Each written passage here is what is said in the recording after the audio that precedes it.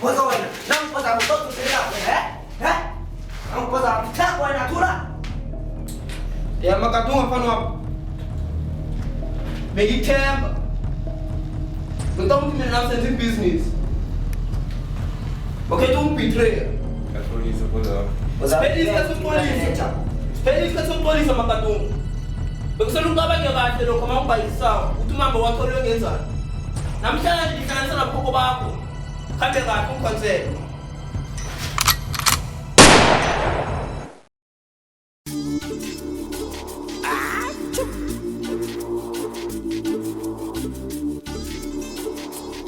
And no polo times two, no scholar, Caledonia, gosh.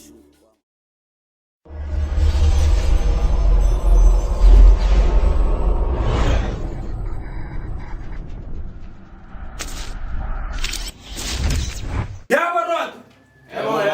Spelling like it's because of Kitchen Samakati, man. Don't you let business of Kala Sivani? Focus on the business in nature. Says what about? Yeah, but I'm who telling you business Kulman. Kulman business of Shushu missing the Hamis of Fanwa. Get the community armed. A part of one community I see loot. Says what about? I'm fooling it around to quite a song down to Mambo. Says one. Chillies are general. Landlord.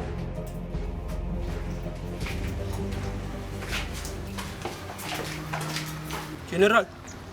Chillies. If you know what you need, part of the business. What you need, operate the business. What you need, qualistrat, hatch the business. Part of the Bafana Bangan, everything in for way. Put the bars of Bafana Bagamapa, give up a business. Says one of us. I must tell you. You can tell me.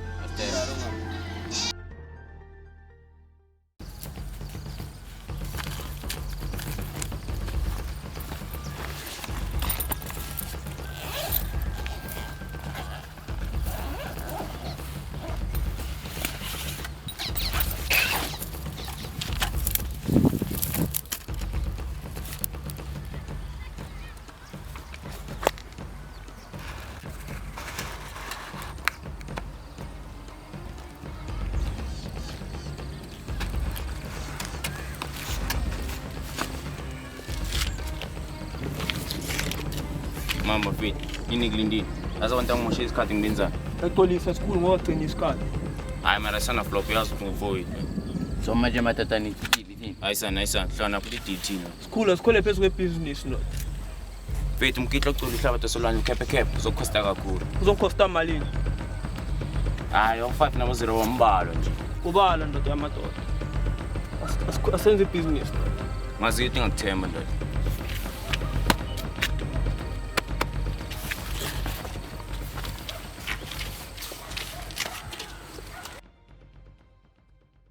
Marodo. Yebo mama. Itili sitholile Marodo. Itili khambe kahle. Sasa hlangana nabantu laba silanda impahla yethu Marodo. Siyakuzwa time. Maye ngoba sokudinga ibutho serious ba. Hayi ibutho ngohlanganisa namhlanje. Before ngilala, before la namhlanje lichinga. Sayiba izinto sesihlangene. Mambe mnyama. Nga. Bafu. Zalo. Hambani baba. Kintikile ngokubuza. No bafu bengithi ngikwazisa ukuthi itili yanamhlanje ikhambe kuhle kukhulu bafu. Okay, so bafusenza sakatwasha. Bafu ukuthi ukuthi belo yafuna ukujikela baba. Yebo bafume siyedle. Hayi bafu. No, ngibona kanjalo. Hayi wena ungazoqala amanzi emadolweni. Angigcwale amanzi emadolweni. So yini? Sayenza lento. No, enhlaka siyenza. Okay, zalo.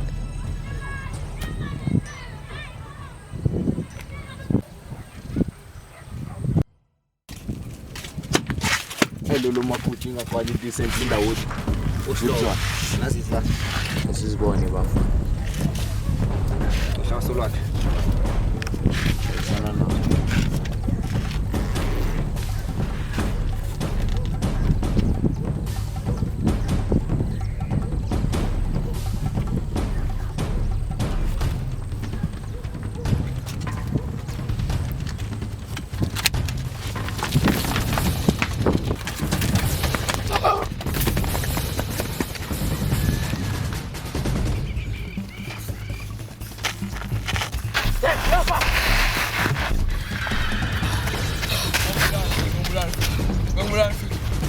Ngibulala ngachathi mangibulala. Shile le nje baba. Ngibulala. Ngibulala. Ngibulala baba. Ngibulala. Ngibulala. Ngibulala bese. Ngibulala. Yo wena. Awungeni, angikeni. Yes. Ngiyakuzwa. Ngivaya wena man. Hey!